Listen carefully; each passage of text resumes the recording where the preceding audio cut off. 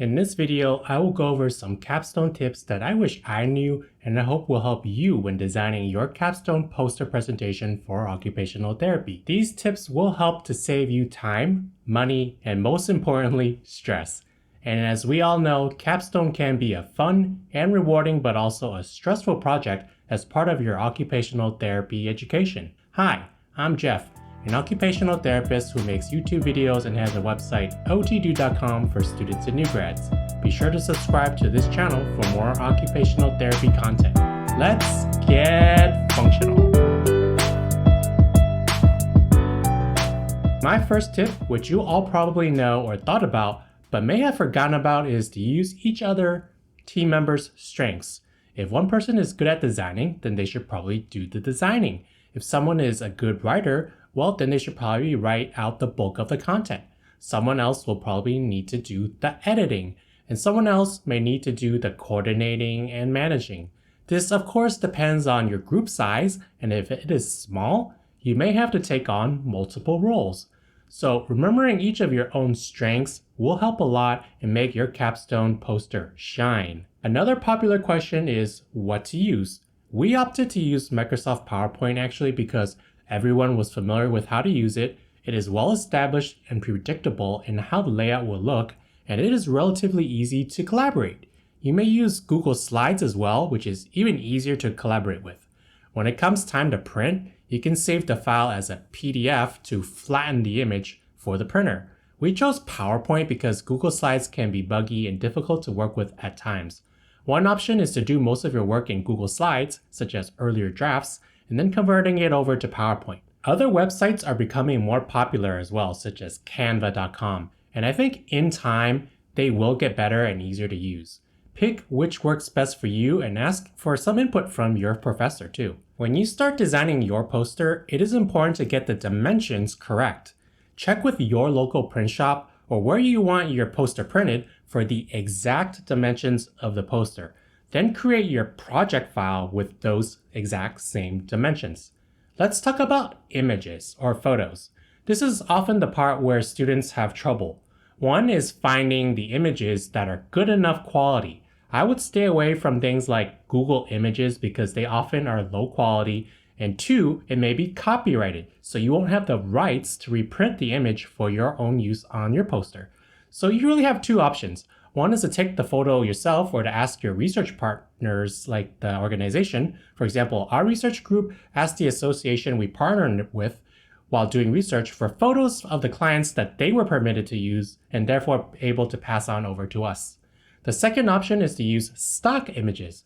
Oftentimes, stock images can be expensive, but websites like Pexels and Unsplash offer stock images for free. I'll post a link to them in the description. Sometimes all you really need to do is credit the photographer in your work. The most important thing is to use images that are large resolution, as large as possible, and then sizing them down to fit your poster as needed. Never scale the images up to enlarge them digitally. To get a good idea of image quality, a good file size should be in the megabytes, like 1 to even like 20 megabytes. Definitely not kilobytes. If you open the image up to 100%, it should take up most of your screen or even be larger than it. This will ensure that when it comes time to print, the images don't look blurry or pixelated, which can make or break a good capstone poster. My next tip is font size. Use a good legible font size. Even something like size 12 may be too small, so try and test this out. Definitely don't go smaller than that unless it is for something that doesn't really matter or doesn't need to be read for things like credits or copyright information or references or something like that. Be sure that the text is legible, so it should have good contrast against the background. If it is a light background, use dark like black text. If it is a dark background, use the opposite like white or light colored text. Use an easy to read font and not a handwritten or cursive ones, as they can be really hard for readers to read. Try also not to mix or use multiple fonts, as this can be distracting. Limit it to say 2 fonts. Make good use of italics, bolding, underline, bullet points with the font to make it look nice and organized. Remember to use graphics to tell your research story and not to put too much text too. If you have to use a lot of text, consider spacing them up with line breaks shorter sentences and mixing it with graphics so it does not look like a page out of a novel or something. Of course, check your spelling, but more importantly, punctuation.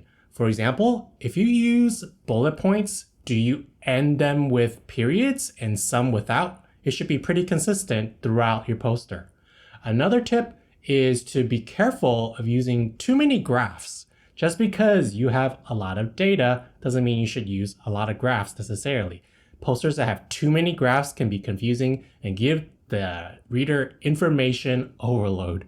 Consider which graphs are absolutely necessary and how you can mix up your poster with other graphics instead of graphs or other types of media and how it's presented.